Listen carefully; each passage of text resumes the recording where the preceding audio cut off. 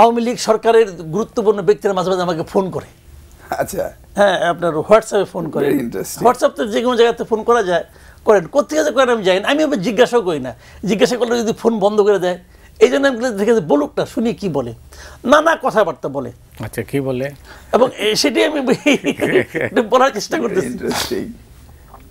তো ওনারা আজকেও একজন আমাকে ফোন করে বলছিলেন যে 4 তারিখেই নাকি, বিশেষ করে সালমান রহমান নাকি আমি নাকি বললাম, কারণ ওনার কথা আমি বিশ্বাস, হয়তো উনি আমাকে এটা খাওয়াচ্ছেন, আমি তো জানি না। তিনি আমাকে বলছিলেন যে 4 তারিখেও নাকি সালমান রহমান শেখ হাসিনাকে বলতেছিলেন যে আমাদের আর কোনো হোপ নাই। বলা হচ্ছিল যদি আমরা সম্পূর্ণ আপনার আর্মিকে দিয়েও যদি গুলিও করাই, তবুও হোপ নাই। হোপ নাই এই কারণে আমাদের পক্ষে তো কেউ নাই। আমরা যে ভালো মানুষ, এটা তো জনগণ আর বিশ্বাস করে না।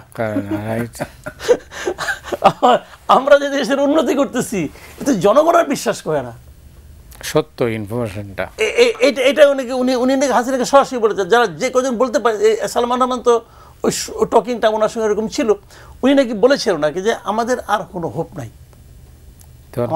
কি বললেন শেখ হাসিনা? বাকিটুকু উনি আমাকে বলেন নাই, আমিও জিজ্ঞাসা করি নাই। আমি শুনি খেলি, কারণ কথা বলতে গেলে কোনটা বড় ওনার অপছন্দ হয়, তখন এই লাইনটা কেটে যায়। আমি লাইনটা কাটতে চাই না আসলে, এই জন্য আমি শুনছি যে বলে দেখি কি বলে।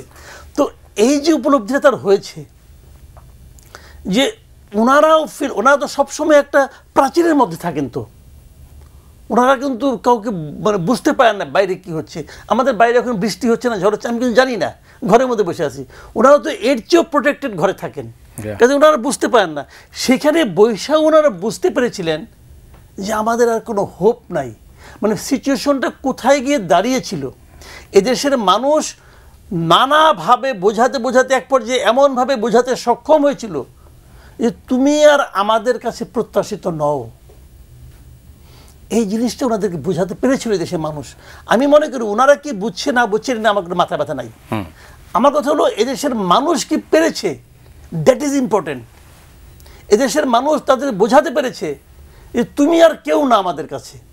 এবং ওই সময়ে বোঝাতে পেরেছে বলে কিন্তু সামনে এই ছাত্ররা আজকে যারা হিরো বলতে, তারা অবশ্যই হিরো, কোনো সন্দেহ নাই। কিন্তু এই মানুষকে সংগঠিত করার ক্ষেত্রে কিন্তু তাদের কোনো ভূমিকা নাই। এই মানুষ কিন্তু সংগঠিত হয়েছে নিজেদের ব্যক্তিগত অন্তর্গত চেতনা দ্বারা। এবং সেই চেতনাটা এই গত 15 বছরে যে রাজনৈতিক আন্দোলন, তার ফলে কিন্তু হয়েছে। মানুষ বারবার বলতে রাজনৈতিক দলগুলোর ভূমিকা আছে, অবশ্যই ভূমিকা আছে। কিন্তু মানুষের ক্যারেক্টার চেঞ্জ। আপনি দেখেন বিএনপি যতগুলি মিটিং করেছিল এর আগে, ওই যে 10ই ডিসেম্বরের মিটিং, তারপর সারা দেশের মিটিং, প্রত্যেকটা মিটিংয়ে কিন্তু হাজার হাজার লোক নানা রকম কষ্ট করে আসছে। আসার পরে তারা কি নিয়ে গেছে?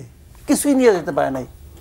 বিএনপি লিডাররা, বিএনপির নেতা আছেন এখানে, আমি ওনার সামনেই বলি, বিএনপি লিডাররা কিন্তু এই জনগণকে এমন কিছু শোনাতে পারেন নাই যেটা শুনে তারা মনের মধ্যে একটা বিশ্বাস নিয়ে যাবে, পারে নাই।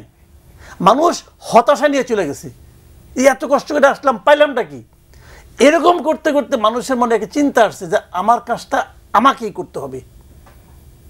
এবং তার কাজটা সেই করেছে, এই যে মানুষের মধ্যে যে চেতনাটা, হ্যাঁ বিএনপি বলতে পারে এই চেতনাটা আমাদের কারণে হয়েছে, হ্যাঁ তাও হতে পারে, আমার কিন্তু এটা কোনো আপত্তি নাই, তাও হতে পারে।